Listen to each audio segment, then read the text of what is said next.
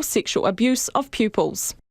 A district court hearing is underway after the leader of Destiny Church was charged with breaching COVID-19 restrictions. Brian and Hannah Tamaki have been charged with offences under public health laws. Mr Tamaki's hearing in the Auckland District Court started a short time ago. It's the third time he's been charged over speaking at anti-lockdown and anti-mandate protests at Auckland Domain. Mrs Tamaki was released on bail to appear in court at a later stage. Mr Tamaki has pleaded not guilty to 2 charges.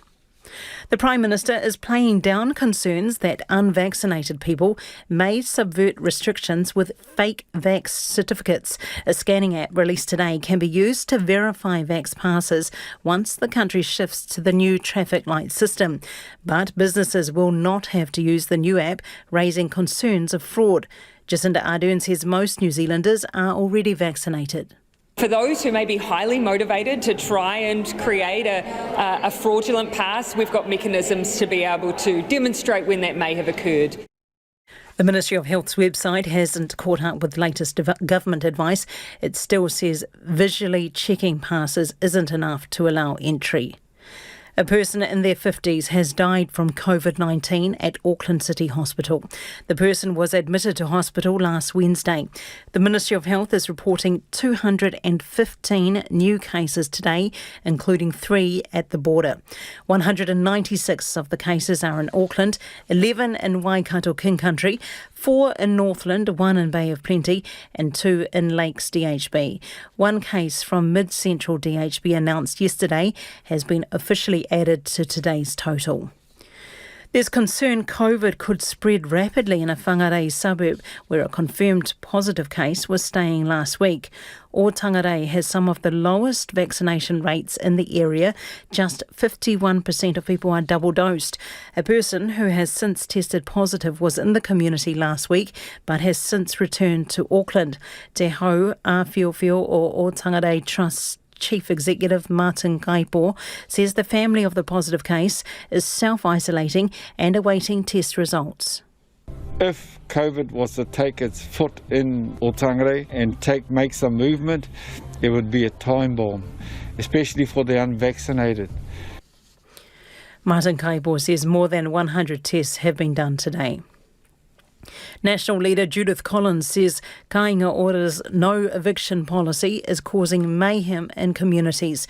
Despite some unruly behaviour and harassment of their neighbours, no Kainga Ora tenant has been evicted in the past 3 years. The Associate Housing Minister says the policy could be reviewed. Ms Collins says allowing vulnerable people to continue to be victimised is negligent.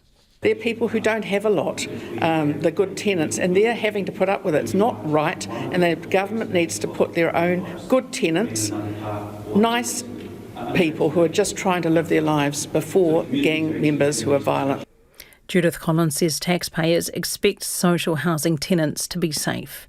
It's 5:04.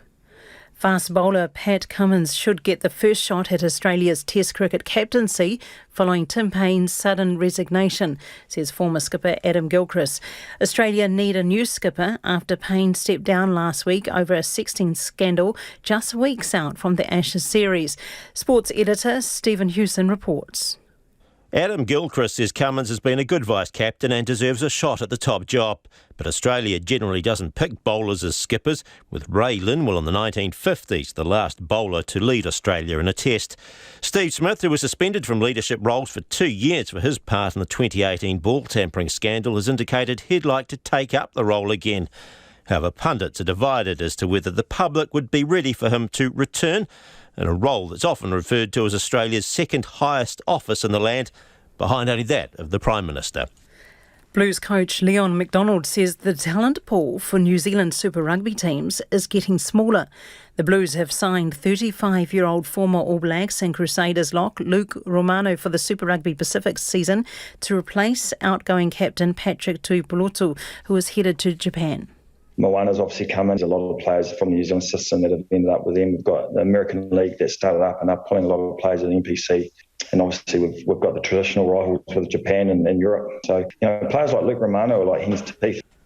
And Los Angeles Lakers star LeBron James has copped the first suspension of his 19-year NBA career, banned for one game after an altercation in a recent game against the Detroit Pistons.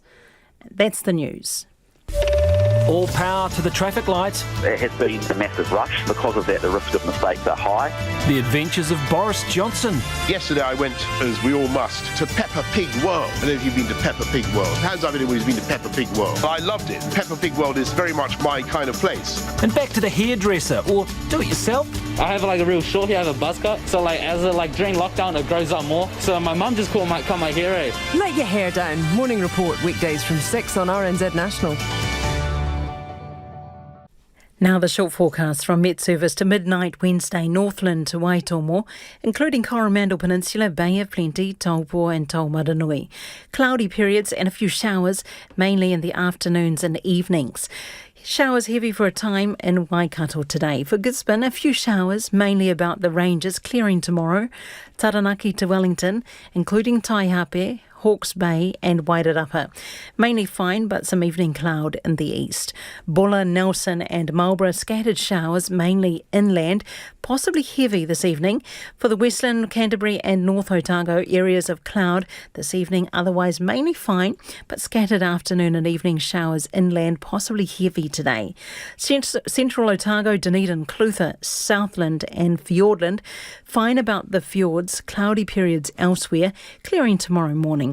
And for the Chatham Islands, cloudy periods with the odd shower for tomorrow. It's coming up to 8 minutes past 5. Nā mihi marama, tēnā koutou katoa, no mai haere mai ki Checkpoint I tēnei rā, ko Lisa Owen tēnei. We are truly sorry.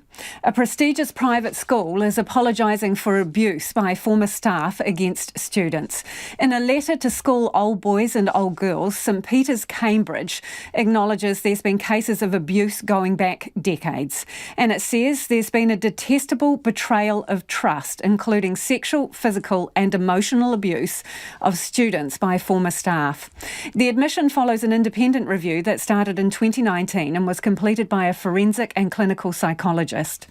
St Peter's Cambridge Board Chair John McCassell-Smith joins me now. Kia ora, John. Kia ora, Lisa. John, I'd like to give you the opportunity now to make your apology. The floor is yours. Thank you, Lisa. Look, today has been a big day for us and we are reaching out to our community, the St Peter's community, and we are apologising for historical cases of abuse that have occurred to students while they've been in our care.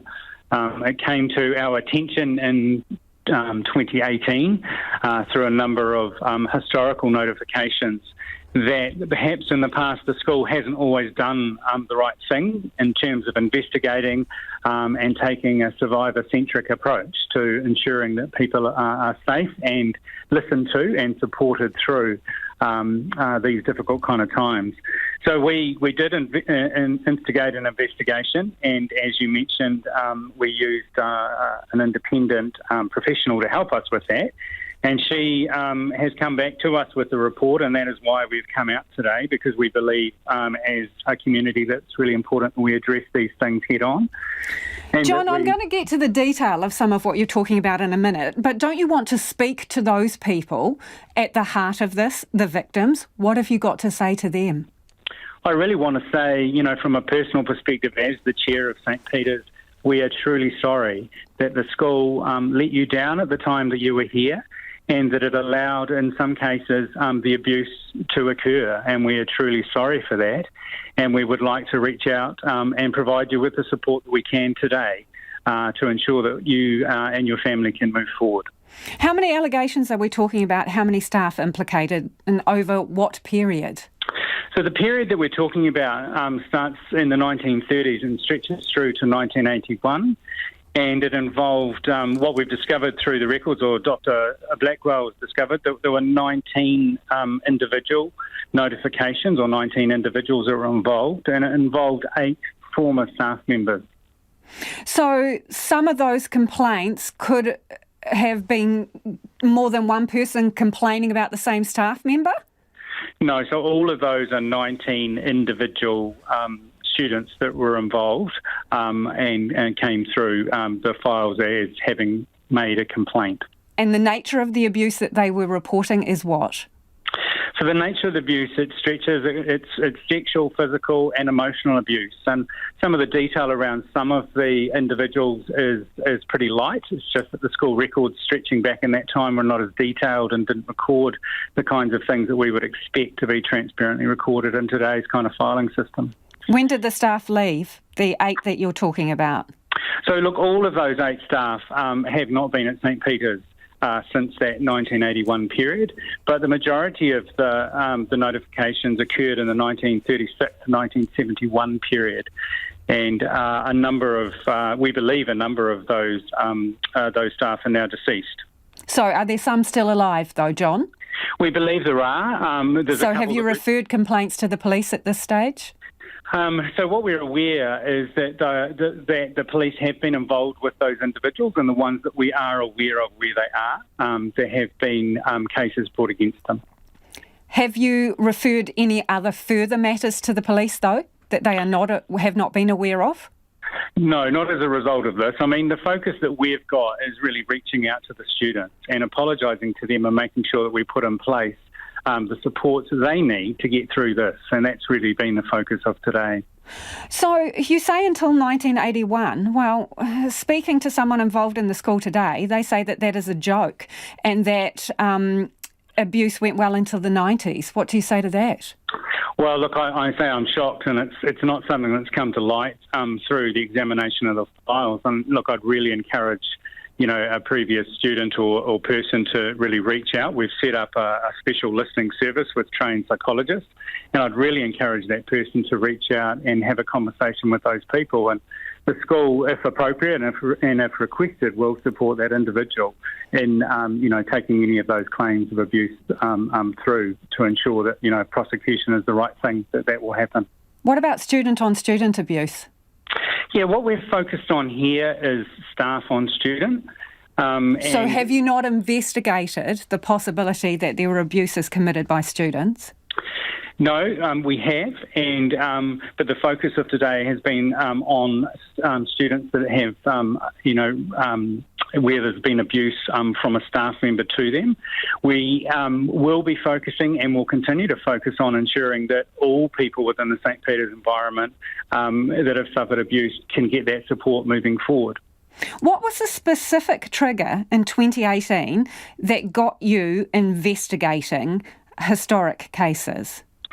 Yeah, look, as I said, it was 2 quite historical cases that were brought forward to the board. And if you think about the board, it's a mixture of parents, like myself, and professional directors. And I think for everyone sitting around that table, it really raised some questions about, were we really clear about what had happened in the history of the school, and had we always dealt with it appropriately?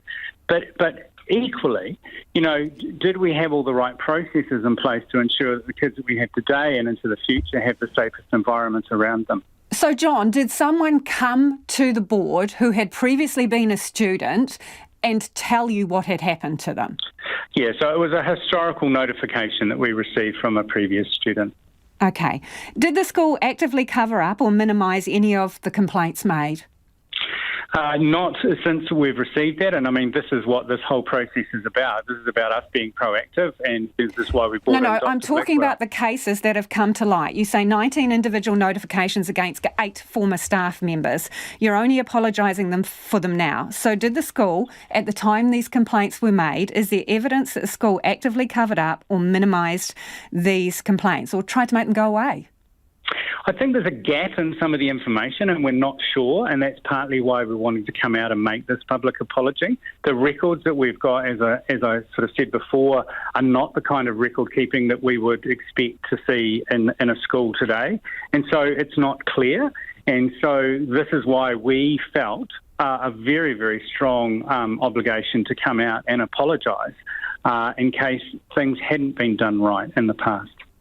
Well, given that you're apologising now and someone from a historic complaint came forward, which sparked this, do you think the school did try and, shovel this under the carpet?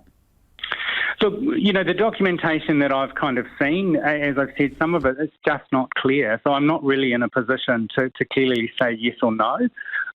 What I do know is that, society's changed and we all have greater expectations that all of these kinds of issues are dealt with very transparently. I think in the past, different institutions have taken different stances on that. From what I can see of the files at St Peter's, the majority of them were dealt with appropriately. For some of them, we were not sure whether they were dealt with correctly. I noticed that your press statement talks about redress. Is there going to be compensation for people? So look, we've worked really closely with Dr. Blackwell, and she has walked us through best practice. And the first thing that's really important for people is having the opportunity to talk safely and confidentially, and that's what the listening service is about. But we've also worked with her to look and learn from what's best practice around the world. And so we have actually put in place a redress policy, and that redress policy is on our website. And that as part of that listening service, as individuals talk through and receive the support that are there, it may involve additional resource and support that we need to put in place to make things right. So that means possibly compensation? Possibly. I mean, it would depend on the individual and the kinds of things that were important to help them heal. Got to go, but I just really want a quick answer to this. Any connections to other schools that are the subject of sex abuse investigations in terms of the people complained about? Quite possibly. A couple of them have worked their way through the education system, and so there could be other connections. Appreciate your time this evening. That's St Peter's Cambridge Board Chair, John McCassell-Smith. It is 17 minutes past 5 and you're with Checkpoints on RNZ National. Kia ora ra watu mo te whakarongo mai e haere nei, COVID spreads further into Northland. Destiny Church leaders Brian and Hannah Tamaki have faced fresh charges following their latest COVID protest. More than 1,000 people turned out to their gathering in the Auckland Domain in breach of COVID restrictions. Today, a group that organises the protests advertised that the Tamakis had been summoned to the police station. They called on supporters to turn out with pots and pans to make themselves heard. About 100 of them did, and Brian Tamaki addressed the crowd, making unsupported claims about freedom of association, vaccine data and the social effects of the pandemic. What sort of a tomorrow if we don't stand up? And I think that we've come this far, and I know this is 100 days coming up this Thursday that we've been locked down. That's despicable and disgraceful that I've already been in a jail cell, and it's called Auckland Prison. And Aucklanders have been discriminated against, they've been hitting the thumb on their throat, collapsing businesses, and messing with people's jobs and their financial future or their financial safety. He told those gathered that neither he nor his wife Hannah had received the Pfizer vaccine. Before he went into the station, Brian Tamaki proclaimed his innocence. It's a bit unfortunate and sad that we have to end up today at the Central Police Station in Auckland trying to defend myself, which I am basically innocent. I'm quite relaxed today because I've done nothing wrong. Hannah Tamaki was released on bail to appear in court at a later stage. Her husband had already been charged twice with breaching COVID orders by organising a large protest at the Auckland Domain. His bail conditions included not organising or going to any similar protests, but on Saturday he spoke at another one, which he says he has a right to. He was charged today with failing to comply with COVID-19 laws governing restrictions on mass gatherings and breaching bail. The court case for that is underway now, and we'll cross to our reporter when it wraps up. It is almost 20 past 5. Kia mau tonu mai. You're listening to Checkpoints on RNZ National. Air New Zealand has been forced to cancel 1,000 flights in the lead up to Christmas because of uncertainty around border restrictions. The government said it's unlikely a quarantine-free bubble with Australia will be refloated this year, and that's left about 20,000 Air New Zealand customers in the lurch. Joining me now is Air New Zealand boss Greg Foran. Kia ora, Greg. Why have you cancelled these flights exactly? Why now? Kia ora, Lisa. Well, as you just mentioned, we've had strong indications that those flights aren't going to be green flights. We're a week out from December the 1st, and we really didn't want to leave it any longer before we made that decision to let customers know, unfortunately, that those flights wouldn't be going ahead. So anybody on those flights, would they be effectively losing their MIQ spots at either end, either in Australia or in New Zealand? Well, these are people who actually don't have MIQ slots. and we're really referencing here people that are returning to New Zealand from Australia. These were flights that were put in, several months ago when, we were still working out what was going to happen. And so these people aren't losing MIQ flights. They're simply flights that there was an assumption that potentially there would be no MIQ during December. So you and the customers were gambling on the fact that there might be quarantine-free travel? That's correct. Okay, so after the 31st of December, what's the deal with bookings? Because who's going to want to book if they can't trust that the flights are going ahead? Yes, well, that's something that we endeavour to work through with the government on, is to get clarity around when dates are going to be available for customers to move and not have to undertake MIQ or potentially, self-isolation. So we continue to stay in dialogue and try and get clarity for our customers and also for our staff on what's going to happen. And at this stage, that's a work in progress. What commitment have they given you about providing a date? Nothing at this stage. We've been in constant dialogue actually for months to get clarity around not just December, but before that November, and we got clarity, I guess, about 6 or 7 weeks ago on November, and that took that date out to the end of November. And then this week, I got to a point where I wasn't prepared to wait any longer for our customers and said, well, we need to make a decision for December. We'd been in discussion and, the indications from the government were they weren't going to make those green flights available in December, and so we've made that decision. So they're letting you down, Greg, with the flow of information? Well, it is what it is, Lisa. We have to operate in the same conditions that everyone else does, and that is wait and see what comes out from discussions in cabinet meetings and then adjust our schedules accordingly. It's a challenging time, challenging for our customers. My heart goes out to them. A lot of people would have assumed that, they'd be able to get back for Christmas. They can't.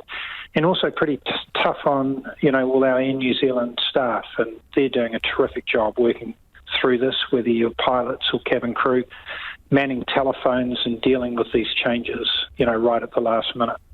Greg, I was talking to a travel agent yesterday, and this is about people coming back with MIQ vouchers, right, and trying to marry up flights with their MIQ spots.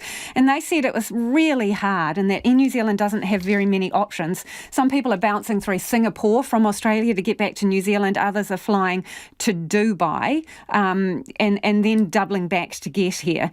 Is your schedule good enough at the moment?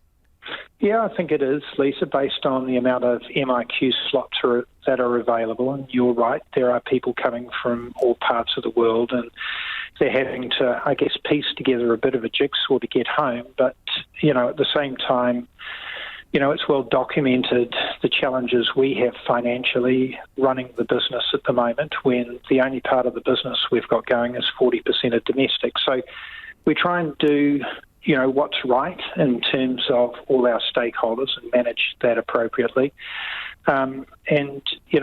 We're looking forward to a point in time in the near future when hopefully we can operate a fuller schedule. So are you saying, Greg, basically it's not financially viable for you to run more flights from Australia because you'll only have a few people on them? That's correct, because the only way you can get in at the moment is MIQ slots that are available, and those slots aren't just for people coming back from Australia, but from right around the world. So, we have a look at the demand that's on particular flights, and, the last thing we want to be doing is flying planes where literally there's only 1 or 2 people on it on an international flight.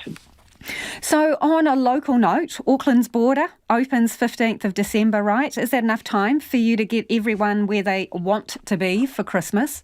Yes, it is. We're excited about that. I can tell you there's been pretty significant demand. We're seeing about 7,000 people travelling out of Auckland on that day alone.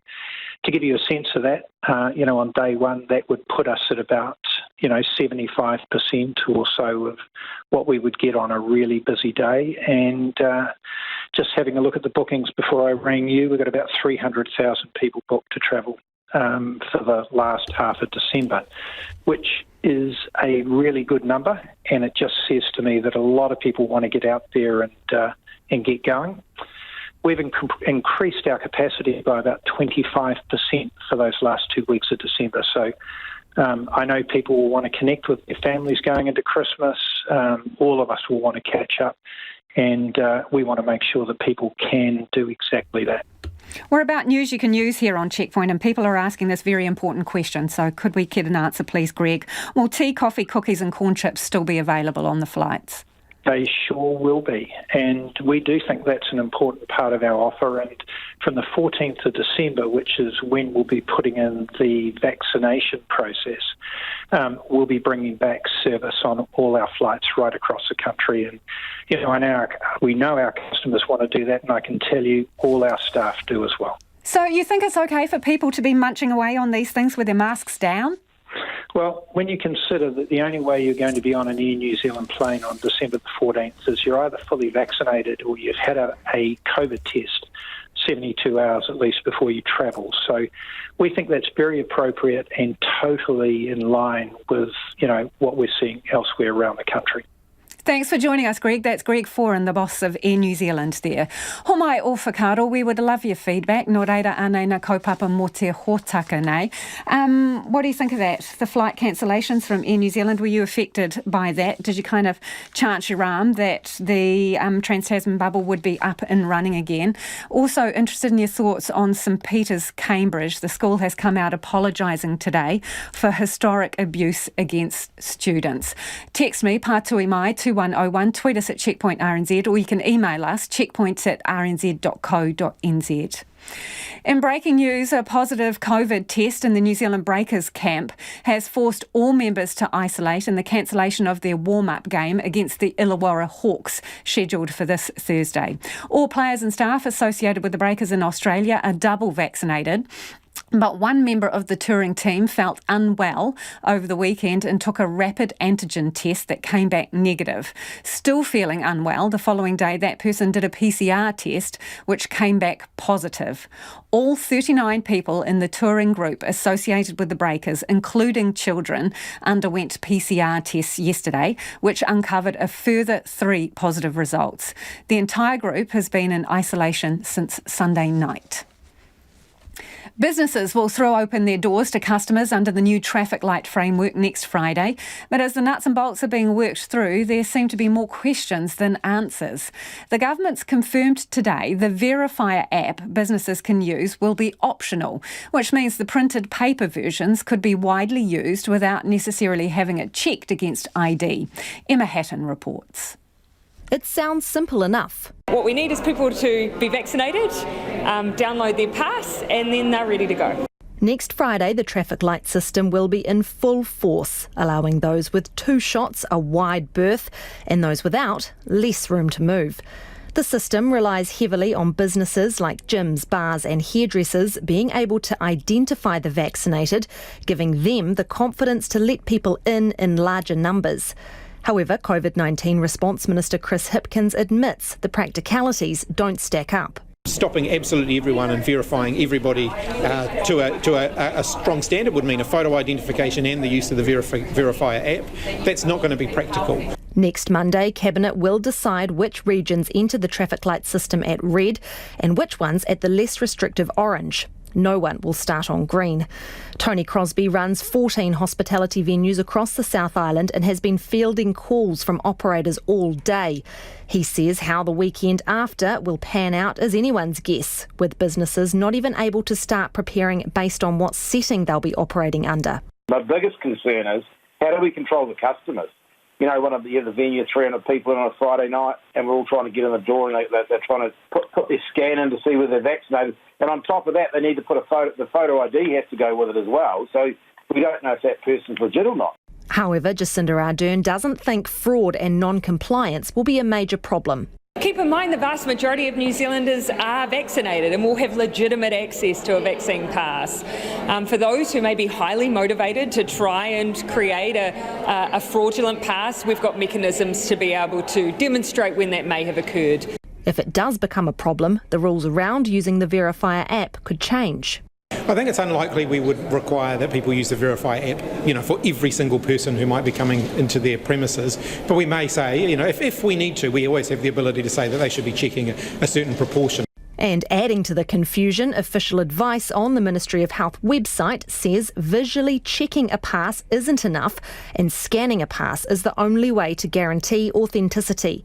The National Party says the new system makes no sense, with Party leader Judith Collins saying compliance at all levels will be difficult because people simply don't understand what's required of them. Why is it that yesterday the hairdresser would be able to do your hair for you, but tomorrow they're going to have to check your vaccine passport? So people need to have a logic and a reason for things, and if they understand those, then they will generally comply. Businesses are also digesting a new tool today that will help them assess whether or not they will need to mandate vaccinations for staff. While it was released today, it won't actually be ready to use for a few more weeks after the new system comes into effect and with Christmas just around the corner. Kirk Hope from Business NZ says while it's a good tool, it would have been great to have it earlier. So it is slow, and I think that's unfortunate, and it will create confusion for businesses. While people and businesses around New Zealand grapple with the impending changes, the necessary legislative changes will now go through Parliament. Tonight, the legislation making vaccinations mandatory for a range of workforces will be passed under urgency. And that was Emma Hatton reporting.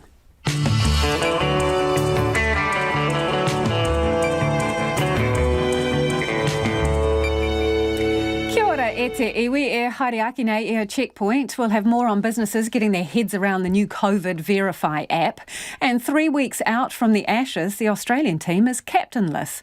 Who will steer the ship next? Homai o whakaaro, we would love your feedback on anything you've heard on the programme this evening. Text us on 2101, tweet us at Checkpoint RNZ, or you can email checkpoint@rnz.co.nz. It is time now for the headlines. Anea marama mena pita pita kōrero. Whawhai lava. Thank you, Lisa. Some of the former staff members accused of abuse at St Peter's Cambridge in Waikato have worked their way through the education system, according to the school board chair. The school has apologised for cases of historical abuse by 8 former staff against students in the years between 1936 and 1981. Destiny Church leader Brian Tamaki has pleaded not guilty to 2 charges of COVID-19 breaches.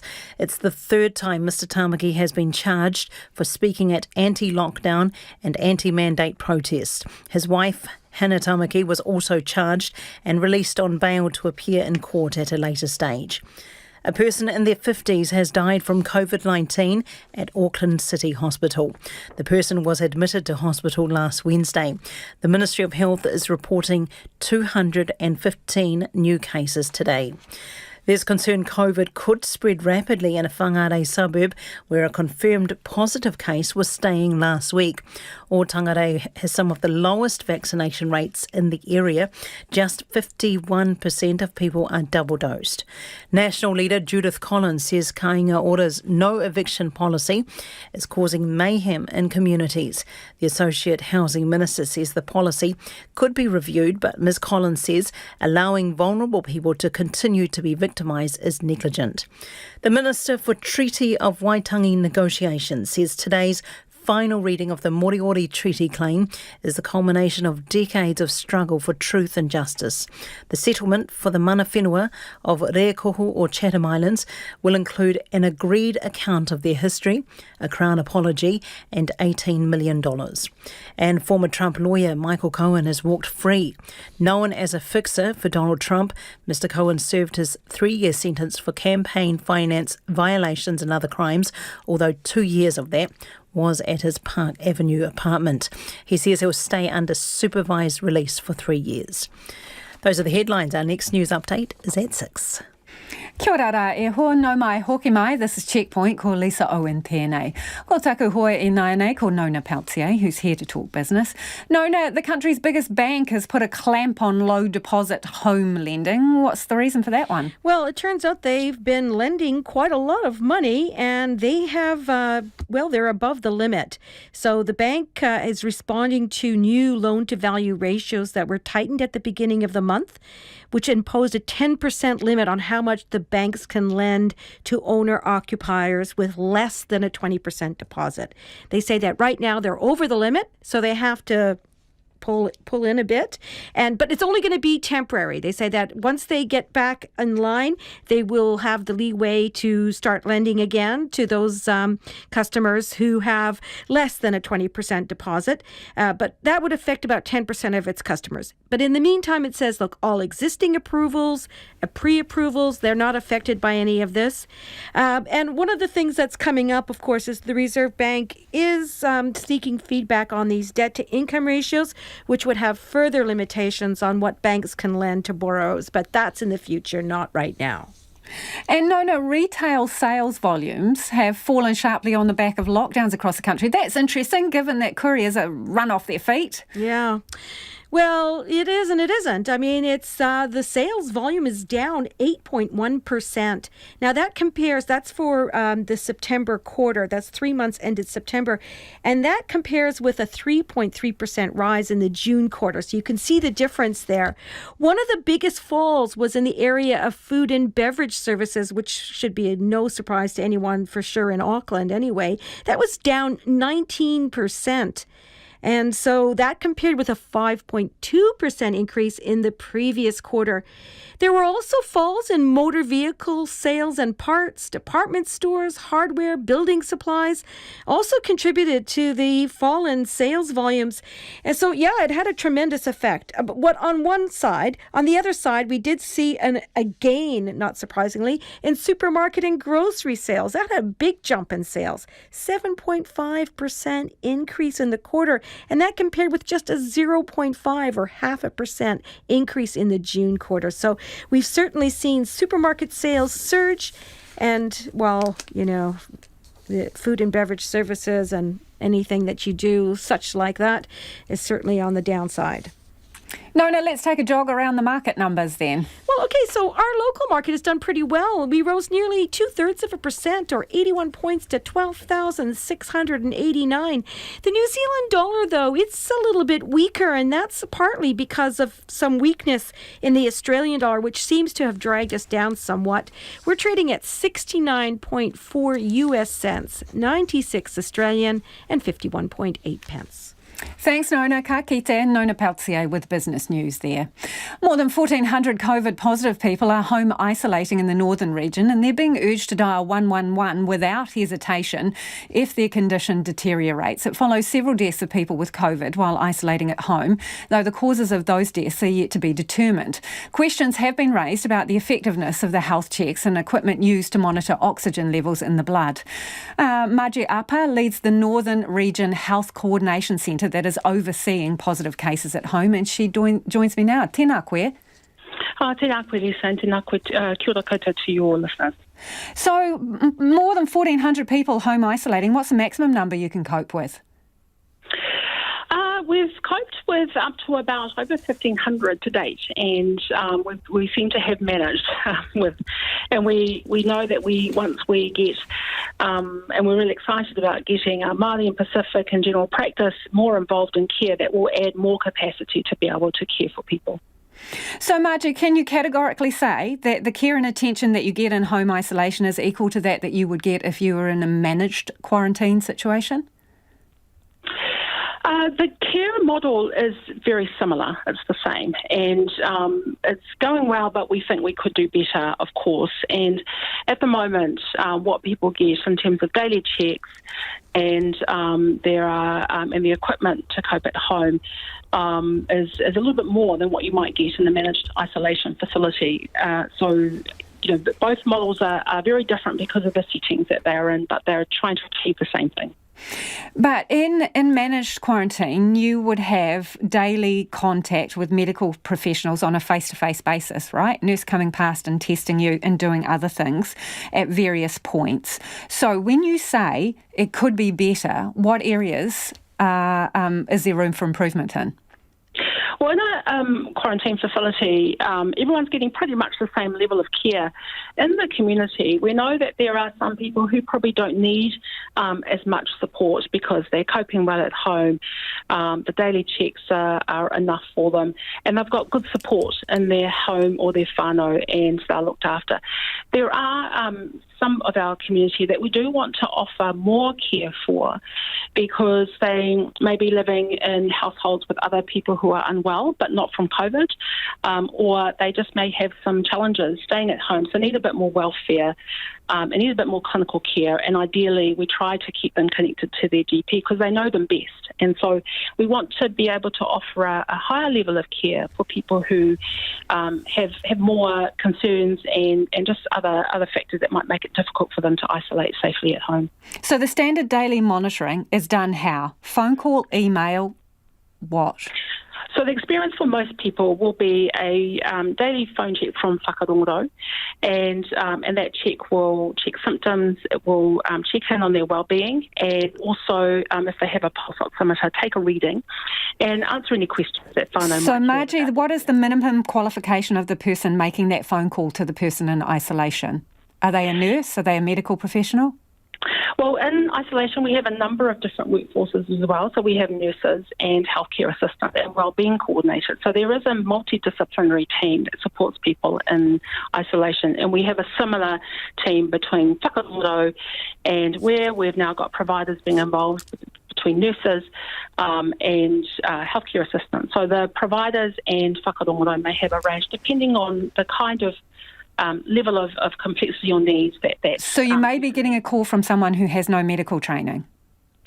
You'd need to check with whakarongo, but they will have people who have been trained with a script and some additional questions and information on what to do if people indicate that they need more support. So when you say a script... Which is what telehealth lines are very experienced at doing. They have very clinical supervision. When you have a script, you mean they have a list and they just go through the tick box exercise and write down the answers, record the answers? There'll be clinically supervised process that includes a number of questions that are about checking clinical symptoms and getting information that gives the person on the other end of the phone, and whakarongo, and the information they need to assess whether that person needs more support or not. Can you cope with increasing numbers of cases in the community over summer when we move to the traffic light system, when Aucklanders are allowed to travel? What is your maximum capacity that you can manage in home isolation? So at the moment, the maximum that we've dealt with is well over 1,500, and our case numbers look like they're plateauing in the Metro Auckland region. But as I said, we are working. So what we have at the moment is an interim model that we really, want to shout out to whakarongo who've supported us. What we'd like to see over the next few weeks is more providers coming on board, and we're really excited about the Māori and Pacific providers that are coming on to take on and look after households that need more care, which might include a bit more door knocking, a bit more checking on welfare, and those providers and also general practice that are interested and keen to look after their own enrolled patients. That will add more. Understand that, Margie, but is there any forecasting with the resources that you have now? You say that you have had a point where you've had 1,500 cases. I'm interested in what your maximum capacity is. Do you know that number? Well, when we match against what the models are telling us that we can reasonably expect with cases, we have enough to cope with that volume. And again, that's with existing capacity. As we bring on more providers, they will add more to what we can do to support people at home. Have you been talking to the government about getting more people into managed quarantine rather than isolating at home? Yes, and we actually do have capacity in the managed isolation facilities to look after people who do want to isolate. But what we're hearing, of course, is that people would prefer to stay at home with their whānau and their families. But in the conversation that we have with people, it's definitely an option that we offer. And we do recommend it, particularly if people are living in households with large numbers in their whānau. And if they have one person, for example, who might be a case, we do offer it. But most people at the moment are preferring, understandably, to stay at home with their families. How many people with COVID who have died at home were under your care? At the moment, all people who are getting SIQ support are under our regional model of care. So all of those people who have died with COVID at home have been under your care? if they were in our isolation service, they will have been under our care. Appreciate your time this evening. That's Margie Upper, who leads the Northern Region Health Coordination Centre, and they are overseeing all those positive cases who are home isolating in the northern area. Destiny Church leaders Brian and Hannah Tamaki have been issued with fresh charges over their latest COVID protest. Brian Tamaki has appeared in court this afternoon, and our reporter Jordan Bond has been watching proceedings, and he joins me now. So, Jordan, what happened in court? Kia ora, Lisa. Brian Tamaki appeared in the Auckland District Court from the Mount Eden Remand Prison via audio-visual link this afternoon. He didn't say a lot, but his lawyer, Ron Mansfield, QC, entered a not guilty plea for him. Now, unfortunately, because this was a Bail Act hearing, the media are prohibited from reporting on what occurred at the bail hearing.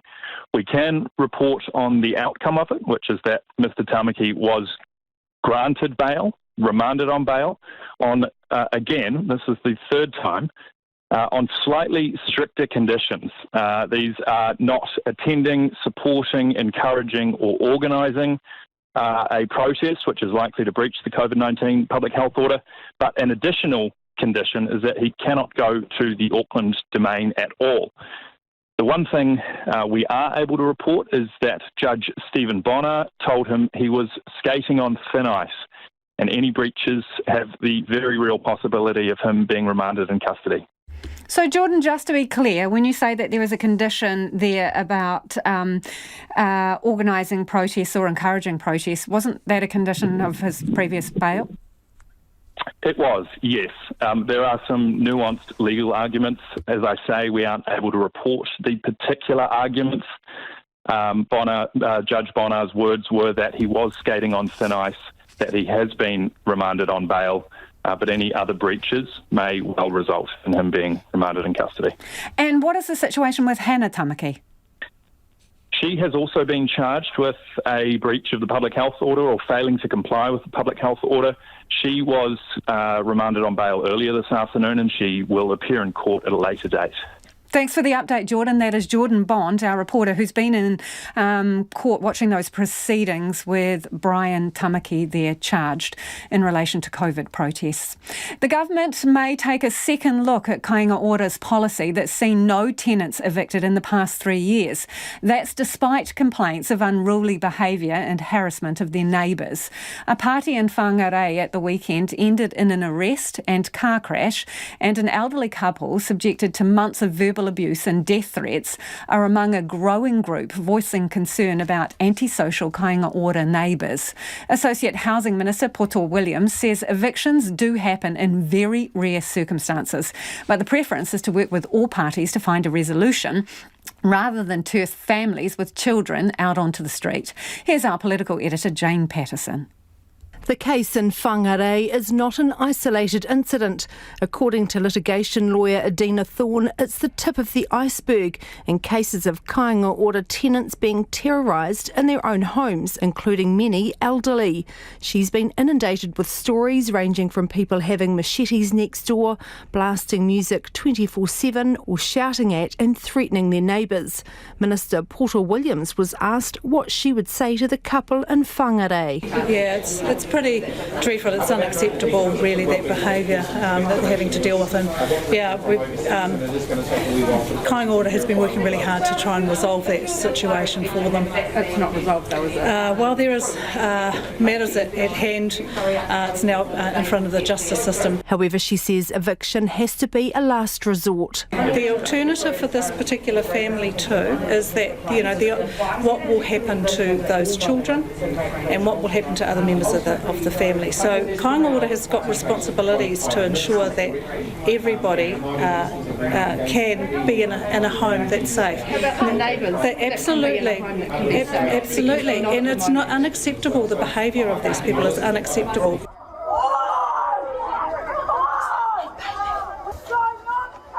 But for Sue and Whangarei, it's become unbearable. It's brought a lot of stress. I only got to hear something or see a security light go on, I'm up at that window.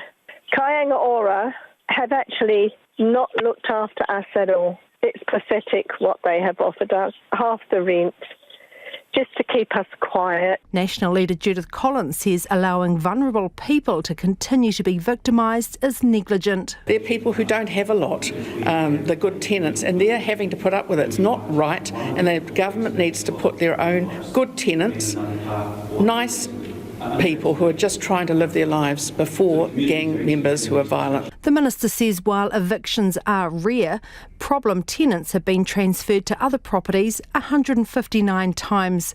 National's Nicola Willis questioned the minister about the effectiveness of that particular approach. Is it sufficient for Kainga Ora to just relocate chronically abusive tenants when one such relocated tenant, now living in Nainai, has gone on to terrorise his new neighbour, including reportedly threatening to kill him while wielding a spade? It's never acceptable behaviour. Kainga Ora work very hard to ensure that all tenants can enjoy safe and peaceful tenancies. Porter Williams denies there's a hard-line no eviction policy, but can't or won't say what a tenant would have to do to be evicted. She has, though, had early discussions with the housing agency and will take the opportunity to look at the process, but offered no more details. It's 9 minutes to 6. I'm Lisa Owen and you're with Checkpoint on RNZ National. He muriaki ina pita pita kōrero. After the news at 6, the app that verifies COVID vaccine passports has landed. So what other loose ends are there for hairdressers who will be among the first to use it? A COVID case in the Whangarei suburb of Otangarei has health authorities on high alert with fears it could be a time bomb waiting to go off. The positive case spent a week in the community before returning to Auckland, and their family is now awaiting their own test results. There are 27 active cases in Northland at the moment, with 4 new cases today. And as the virus spreads further into the community, the race is on to boost the region's lagging vaccination rates. Nita Blake-Person reports. The sunny suburb of Otangarei is one of Whangarei's least vaccinated. Just over 70% of people have had one jab, but only 51% are fully vaccinated.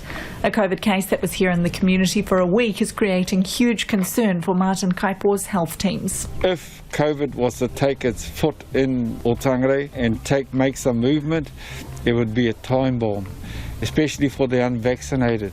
Martin Kaipo is the Chief Executive of Te Hau a Whiowhio o Otangarei Trust, a kaupapa Māori health provider.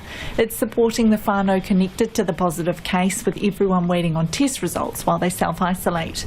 But with about 10 people in the household, he's concerned cases could rise rapidly. I'm worried because of the volume of family members, close contacts that potentially could have, and those, if that movement had taken into those events, would be a time bomb. And it's not just COVID that's a health concern in Otangarei.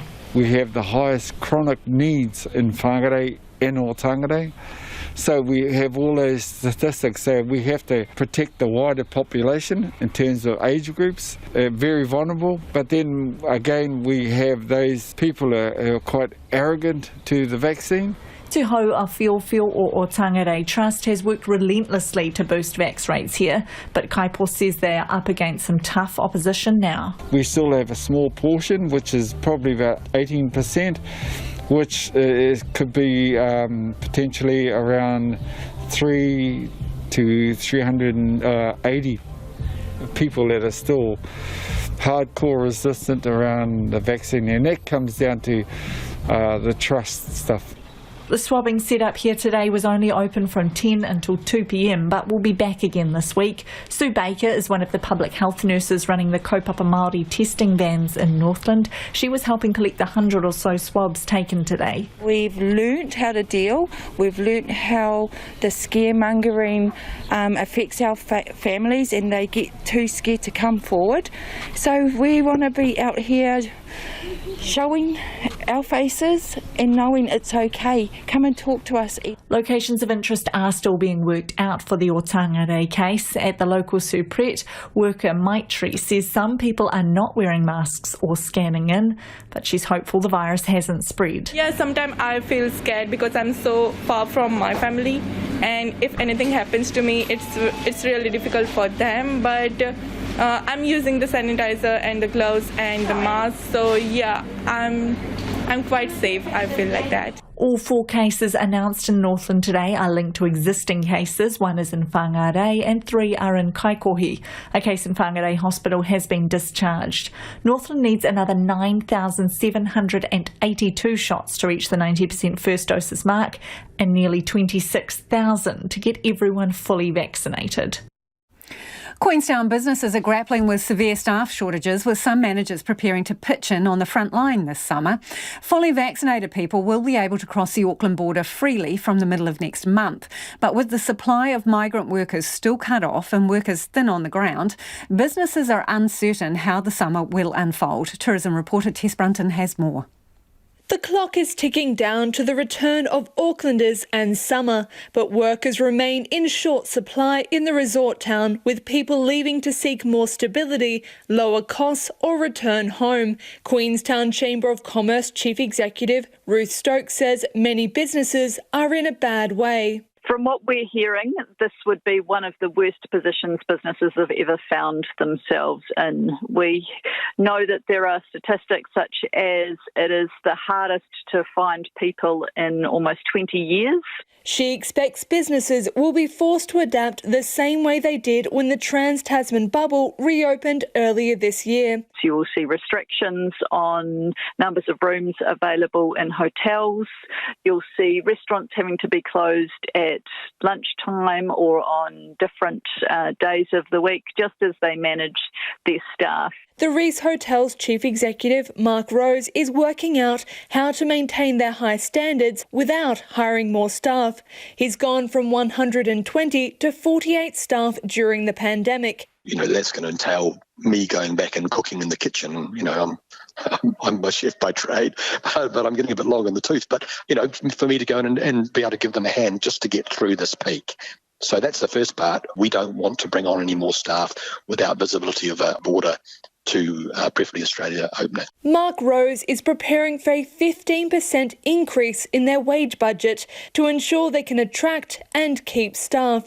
His business offers a minimum wage of just under $24 an hour. But I'm expecting for that to go above $25 an hour immediately, and I wouldn't be at all surprised, Tess, if at some point next year we'll be getting up towards $30 an hour as our entry-level wage. He's also budgeting for other costs to go up. The price of the quality ingredients that we use and our sheets and our towels and our shampoos and stuff like that, I have expectation that if only through transport that they're going to have to go up in price, but labour is going to affect those businesses as well, increased costs of labour, so I can see those prices go. And ultimately this is all going to be passed on to the consumer. He'd like a rough time frame for when the Trans-Tasman bubble will reopen. Carl and Top started going to local high schools 6 months ago, checking if any students wanted a summer job to stave off worker shortages. She's the general manager of Highview Apartments in Queenstown and Marina Terrace Accommodation in Wanaka. She says many businesses are struggling to find and afford staff. Everybody's really watching their bottom dollar. They're wanting to have a viable business, so they're not spending anything that they don't need to.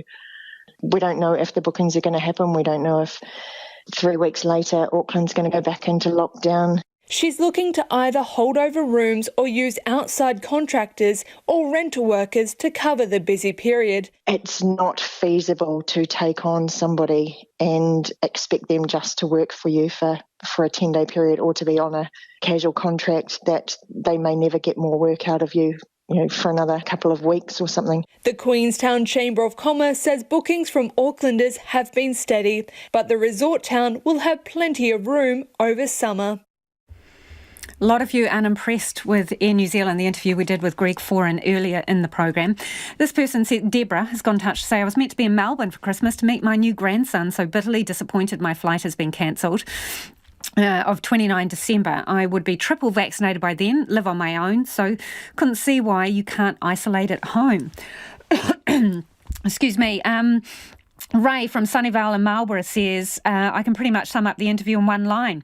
They're a business, not a charity. It's the way he goes, says Ray. And another person says it's disingenuous of Air New Zealand to sell pre-Christmas flights. They loaded hundreds, starting rumours they knew something was coming. RNZ News at 6 o'clock. Tālo Whalava, I'm Marama Tipole. St Peter's Cambridge School chairman says the police are investigating historical abuse against former students. An investigation launched in 2019 at the prominent Waikato boarding school has found 19 individual cases of historical abuse between 1936 and 1981 relating to 8 former staff members. The school's chairperson, John McCaskill-Smith, has told Checkpoint some of those staff have since died, but he understands the police are looking at some cases involving staff who are still alive. So what we're aware is that the police have been involved with those individuals, and the ones that we are aware of where they are, there have been cases brought against them. John McCaskill-Smith says the school is focusing on apologising to former students and encouraging them to come forward if they were abused.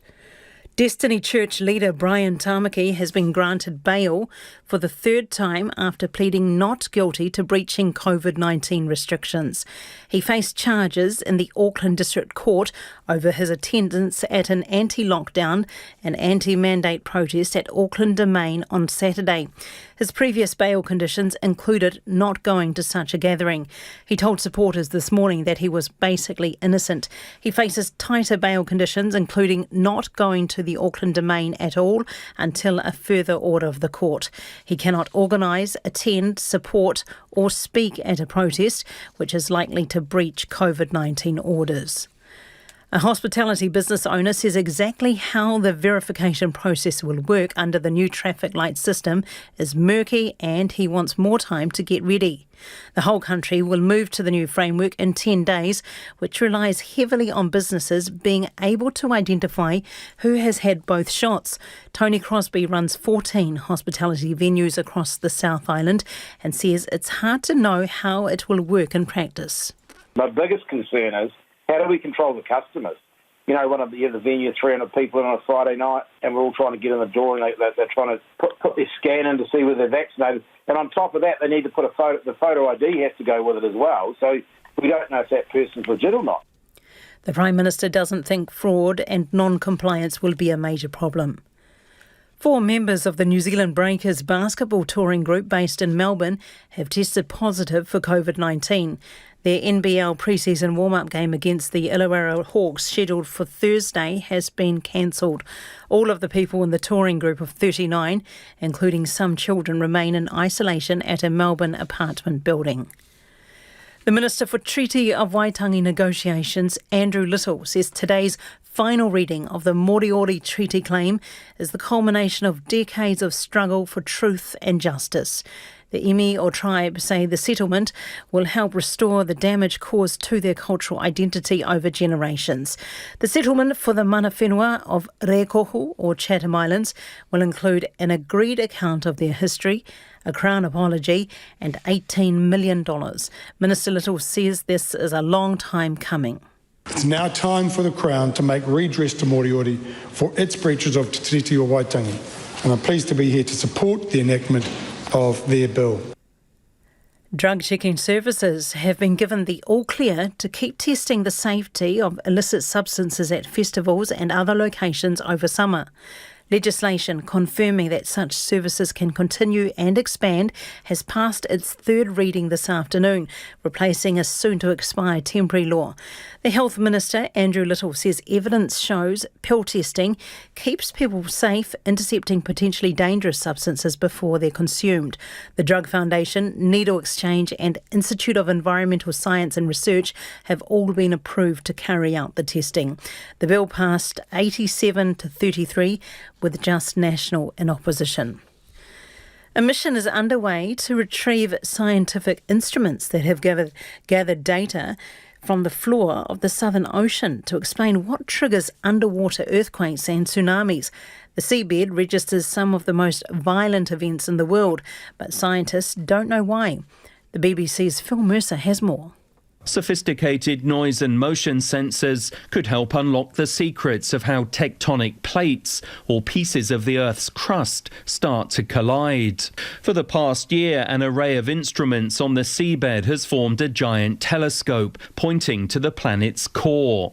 The expedition is scouring some of the world's steepest mountain ranges to depths of more than 5.5 kilometres in a remote area known as Macquarie Ridge, halfway between New Zealand and Antarctica.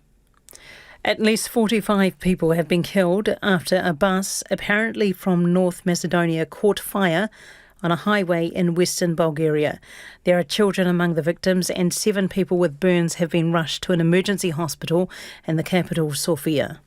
That's the news. Tonight on Nights, Tony Stamp samples the latest from Tori Amos.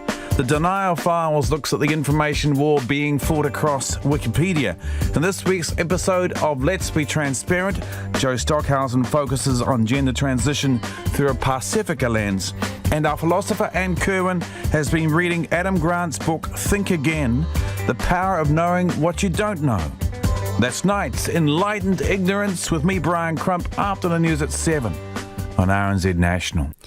And now the short forecast from Met Service to midnight Wednesday. Northland to Waitomo, including Coromandel Peninsula, Bay of Plenty, Taupo and Taumaranui. Cloudy periods and a few showers. Showers heavy for a time in Waikato. For Gisborne, a few showers, mainly about the ranges, but clearing tomorrow. Taranaki to Wellington, including Taihape, Hawke's Bay and Wairarapa. Mainly fine, but some evening cloud in the east. Bulla, Nelson and Marlborough, scattered showers mainly inland, possibly heavy this evening. Westland, Canterbury and North Otago, areas of cloud this evening, otherwise mainly fine, but some scattered evening showers inland, possibly heavy. Central Otago, Dunedin, Clutha, Southland and Fiordland. Fine about the fjords, but cloudy periods elsewhere, clearing tomorrow morning. And for Re Kohu, the Chatham Islands, cloudy periods with the odd shower expected tomorrow. It's 7 minutes past 6. Nā mihi marama, no mai hoki mai. This is Checkpoint, ko Lisa Owen tēnei. The COVID death toll continues to climb, with one further death reported today. A person in their 50s died at Auckland City Hospital, having been admitted on the 17th of November. New COVID cases grew by 205 today. 196 of those in Auckland, 11 in Waikato and 4 in Northland. There's also 1 case in Bay of Plenty and 2 in the Lakes District. Nationwide, 91% of people have now had their first dose of the COVID vaccine, whilst 84% are fully vaccinated. And close to 1.5 million My Vaccine passes have been processed. It's as the government prepares to roll out a tool to help businesses make decisions about vaccines in the workplace. But it won't be available until mid-December, when the country would have already spent about 2 weeks in the traffic light system.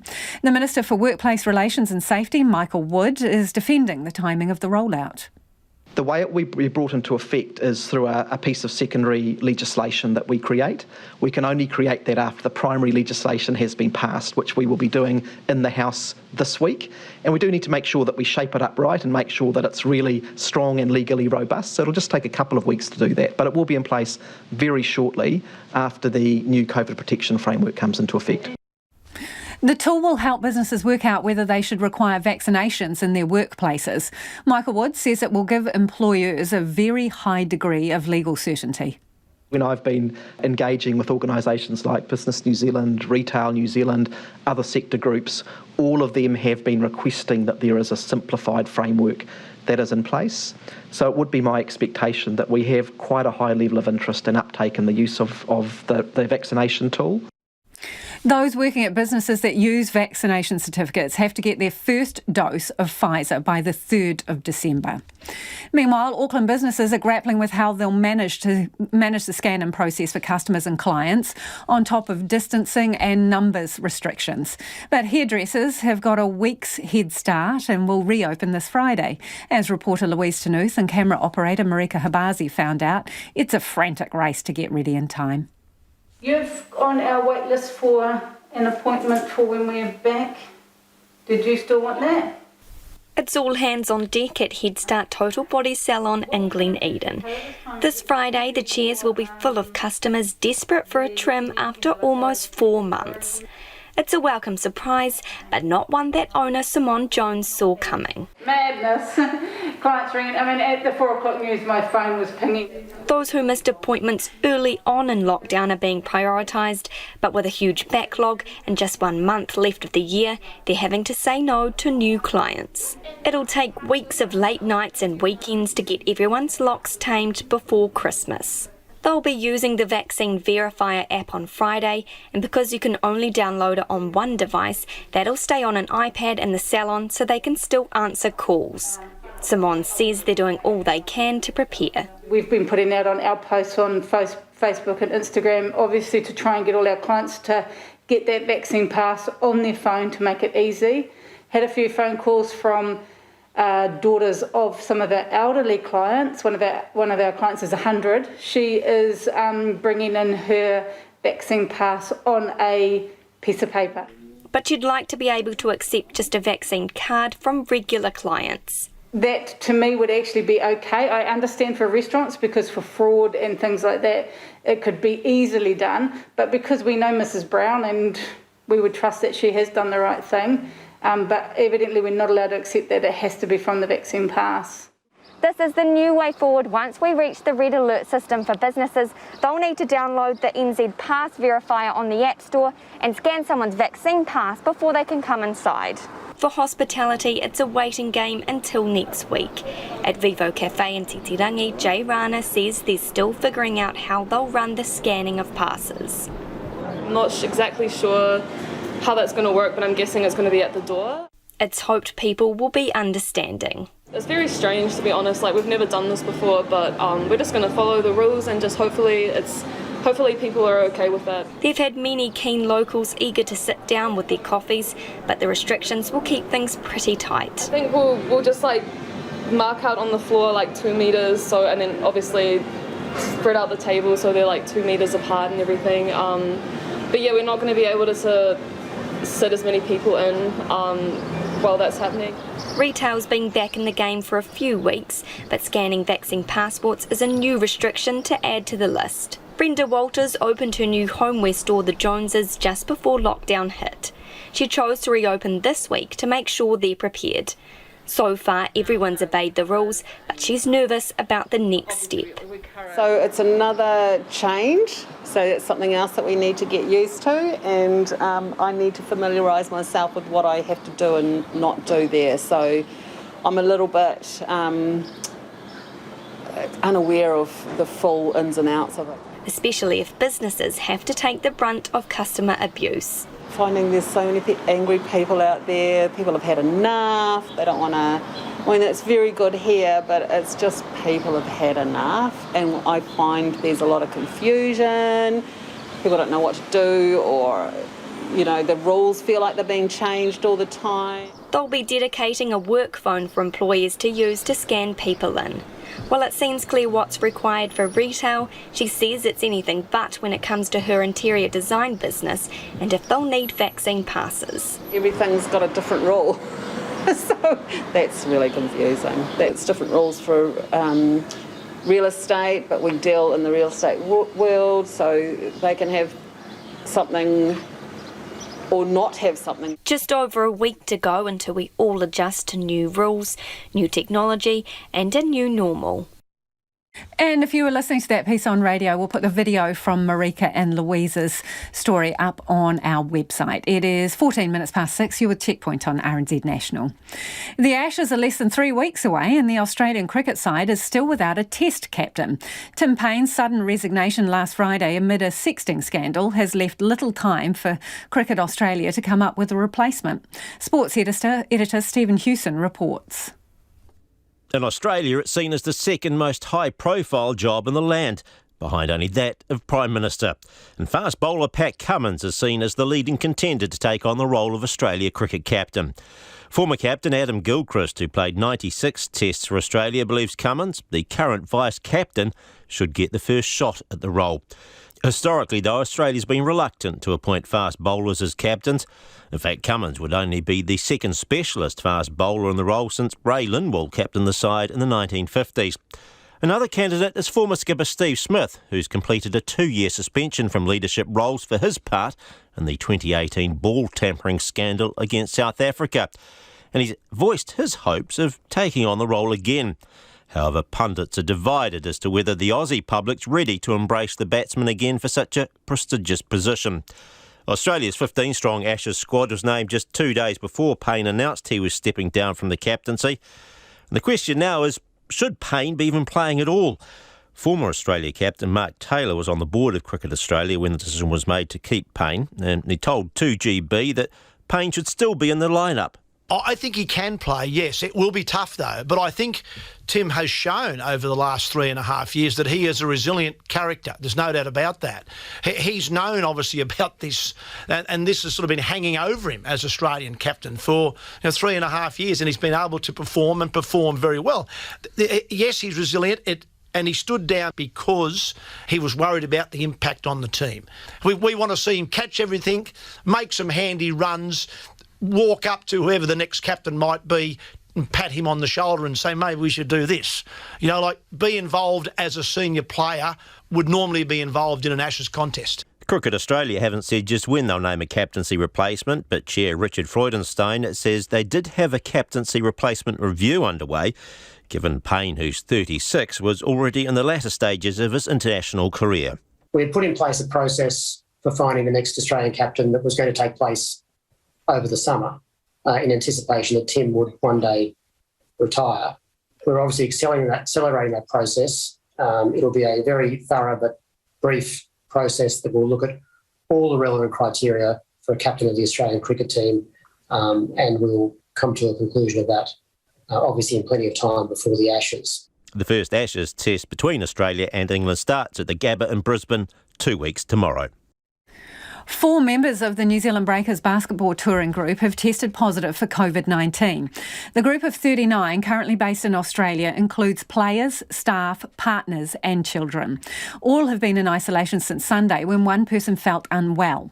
New Zealand Breakers owner Matt Walsh told media that person initially took a rapid antigen test on Saturday night, which was negative, but a PCR test on Sunday was positive.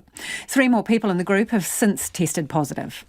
There are players who've tested positive. There's part of our staff and part of the playing group. So we're hoping that because we caught this really early and because we followed the protocols as soon as someone fell ill, that it is only 4. Everyone now has been isolating for close to 48 hours. So the hope is that it's just 4. We can get back to practice with the majority of our team and staff and carry on. But again, I don't want to get into specifics, but there are members of the staff, members of the playing group who have COVID. He says they're holding up well so far. Nobody is in any danger of heading to the hospital anytime soon. Everyone is, we prepared for this possibility when we came here, knowing that at some point we could face something like this, COVID going through the team. We followed all the NBL protocols. The NBL's been great in terms of their response and helping us through this. Right now, we're all in isolation. We're going to get further testing tomorrow to ensure that it's just 4 within the group that have tested positive. And we'll go from there, carry on with our preseason and start preparing for December 4th. Matt Walsh said all players and staff associated with the team in Australia are fully vaxxed. The team had been due to play a pre-season warm-up game against the Illawarra Hawks on Thursday in Wollongong, but the game has been cancelled whilst the group isolates at a Melbourne apartment. Australia is beginning to ease its international border after almost 20 months of being cut off from the rest of the world. But not everyone is celebrating, and recovery is expected to still take some time. Here's the ABC's Bridget Fitzgerald. Auntie Margaret Campbell has run tours in Sydney on Gadigal country for 30 years, and in that time, interest from international tourists has always been a sure thing. We always had the 70% ratio in terms of 30% local, domestic, interstate. People overseas, funnily enough, have always had a very strong interest in the First Nations of Australia. Unable to run Aboriginal cultural tours, the business has survived by hosting online seminars for corporate clients and working on on other educational projects. But Auntie Margaret says she'll be able to finally welcome back some of the staff she had to let go now that international tourists are returning. So we're looking forward to now for the influx that's coming in from overseas. This first groups that are coming in from overseas of the Singaporean industry sector, and we've already gotten some bookings from them. From December 1st, fully vaccinated Japanese and Korean nationals will be allowed to enter Australia without having to quarantine. Visitors from Singapore have just returned and are already making their mark. The federal government also confirmed quarantine will be scrapped for fully vaccinated skilled migrants. Some relief for businesses juggling worker shortages. It's mainly the kitchen staff that will be able to come in as skilled labour. I don't think that restaurant managers or waiters or bartenders will be on that list as yet. Sean Kearse runs Ladro, a restaurant business with 2 sites in Melbourne. With Victoria's vaccination rate now above 90% double-dosed, capacity limits are gone, but due to staff shortages, he's been unable to fully reopen. Day to day, we've had to reduce our hours, which is kind of ironic. We've gone from opening 7 nights during lockdown for takeaway, reduced hours, only 4 hours per night. Now we've reduced our opening hours, reduced our opening days to 5 nights and 3 lunches. However, with quarantine-free travellers initially arriving into Sydney and Melbourne, New South Wales and Victoria will be the main beneficiaries until state border restrictions lift.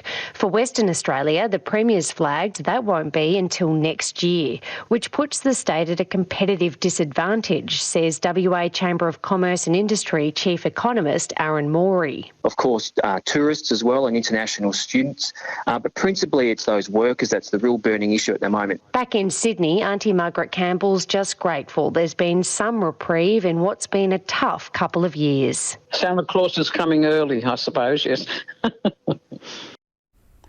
Police in the US state of Wisconsin plan to charge a man with homicide after a car ploughed into a Christmas parade, killing 5 and injuring dozens, including young children.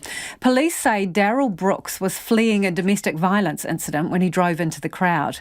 With more, here's CNN's Adrian Broadus. 40 casualties down Main Street.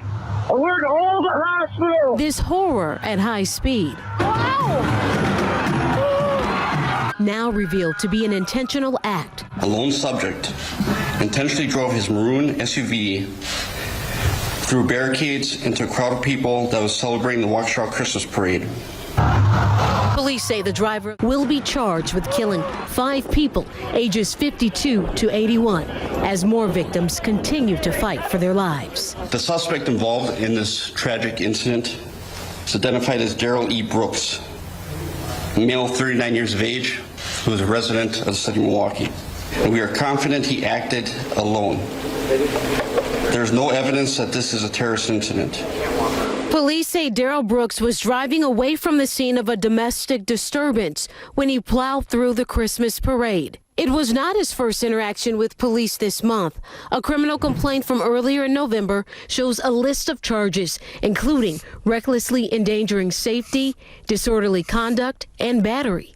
The complaint also alleges Brooks, quote, intentionally and without consent, ran another person over with his vehicle while they were walking through the parking lot. He was out on $1,000 bail, a recommendation the DA says was, quote, inappropriately low. CNN reached out to Brooks's attorney regarding the incident earlier this month, but has not yet received a response. In addition to those killed, nearly 50 people were injured Sunday, including several children. 6 of these patients were sent to the operating room last night, and 2 additional patients are undergoing surgeries today. Children's Hospital Milwaukee confirms it received 18 patients Sunday evening, ages 3 to 16, including 3 sets of siblings. Injuries ranged from facial abrasions to broken bones to serious head injuries. I could see kids just laying on the street, people putting blankets over them, trying to attend to them, kids screaming on the sidewalks. At least one witness says the driver continued to speed through the street, even after hitting several people. It hit at least 2 people right away, rolled over both of them, and then kept going. It didn't stop. A full national lockdown has come into force in Austria, and officials say there's already been an increase in the number of people getting vaccinated. It comes amid rising COVID case numbers and growing protests against restrictions and vaccine mandates. Violence is spreading, not just in Austria, but across Europe. CNN's Salma Abdulaziz has more. Restrictions met with resistance on the streets of Vienna. COVID cases are on the rise, and so is public anger. An estimated 40,000 people attended this anti-government demonstration. We will resist. We will resist. We say no to that. We all have to choose what to do with our body, all of us. Nearly 1 in 3 Austrians are unvaccinated. Authorities blame fake news and far-right politics for the slow uptake. And I don't know if something like this is necessary in Austria and in Europe. The people are being treated like children. They are not allowed to make their own decisions. As night fell, tensions rose. Several were arrested and 2 police officers injured. But at Austria's largest vaccination center, we find restrictions are quietly working. Rules targeting the unvaccinated have forced some to come forward. Up to 20% here are getting their first shot, officials said. Yaroslav is among the reluctant. I gave in to the government's blackmail, he said. I wanted to wait, but the government had other plans for me. The government here is fed up with the unvaccinated. Austria plans to be the first country in Europe to mandate all eligible persons to be immunized, and the deadline is soon, February 1st. Expert Peter Klimek says it's time for desperate measures. Will this vaccine mandate work?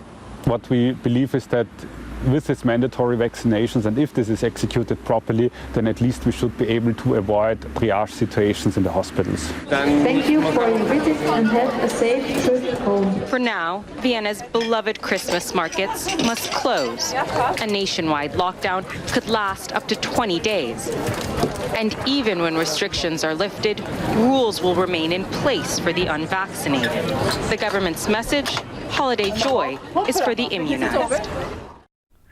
There's still concern for the safety of Chinese tennis player Peng Shuai, despite a massive PR campaign by Beijing to show she's free and well.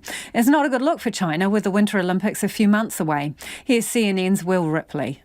Free Peng Shuai, the growing call of protesters, politicians, professional athletes. We just have to unite and stand together. A global outcry for the Chinese tennis star many fear is being silenced. It's time to speak up because there is less than 100 days till the Winter Olympics. The International Olympic Committee trying to calm the controversy. An IOC statement seems to support the Chinese government narrative that the 3-time Olympian is safe and well, despite growing concern for her freedom. The IOC handing out this single image Sunday of a 30-minute video call between Peng, IOC President Thomas Bach, and 2 other officials. The IOC not giving CNN access to the video, asking to, quote, respect her privacy. An IOC official on the call says, I was relieved to see that Peng Shuai was doing fine, which was our main concern. Some suggest the governing body's real concern is not Peng, but profits. The International Olympic Committee is sitting there, as they always do, basically doing nothing. The IOC statement fails to mention Peng's explosive allegations 3 weeks ago that now retired senior Communist Party leader Zhang Gaoli, photographed with the IOC's Bach in 2016, sexually assaulted her. Peng's post scrubbed from Chinese social media. State media releasing videos of Peng over the weekend. Videos many suspect are staged, showing the doubles Grand Slam champion out and about in Beijing at a youth tennis tournament, smiling but not talking, at a famous Sichuan restaurant, where the conversation just happens to repeatedly mention the exact date the video was supposedly filmed. CNN has no way to verify the authenticity of the video clips. We can't confirm when they were taken or who took them. The videos shared on Twitter, a platform blocked inside China. Chinese state media eagerly tweeting updates and images of Peng, totally ignoring the story in their own country. CNN's coverage of her cut off by Chinese censors. Unlike the IOC, the Women's Tennis Association prepared to pull hundreds of millions of dollars in business out of China, demanding direct communication with Peng, unmonitored, uncensored. Some last thoughts from you before we head off. Michael's got in touch. This is about our interview with Greg Foran, the boss of Air New Zealand. Michael reckons only vaccinated travellers should be on aircraft. It should be no vax, no flaps. So I'm clearly not a fan of the negative test option for flying. And someone else says the government doesn't care about people and families. Most of us are played by the rules. When do we get our freedom back? Open the bubble and let businesses get those Aussies over here. The late news team will keep you updated throughout the night. Ko te kaupapa tuatahi a pōpō. And tomorrow from 5 a.m. on First Up, they speak to northern businesses relying on an influx of domestic tourists over Christmas just to stay afloat. Catch you tomorrow. RNZ News headlines at 6:30. St Peter's Cambridge School chairperson says the police are investigating historical abuse against former students. Destiny Church leader Brian Tamaki has been granted bail for the third time after pleading not guilty to breaching COVID-19 restrictions. MPs have begun debating legislation setting up the new COVID-19 traffic light system under urgency. 4 members of the New Zealand Breakers basketball touring group based in Melbourne have tested positive for COVID-19. Those are the headlines. Our next news and weather is at 7. Take the pulse of the day's news every weeknight at 10. We have staff that are very committed to conservation of all our endangered species. So when something like this happens, it is very hard to comprehend and deal with it. Lately with me, Karen Hay, is your late night eye on the latest headlines.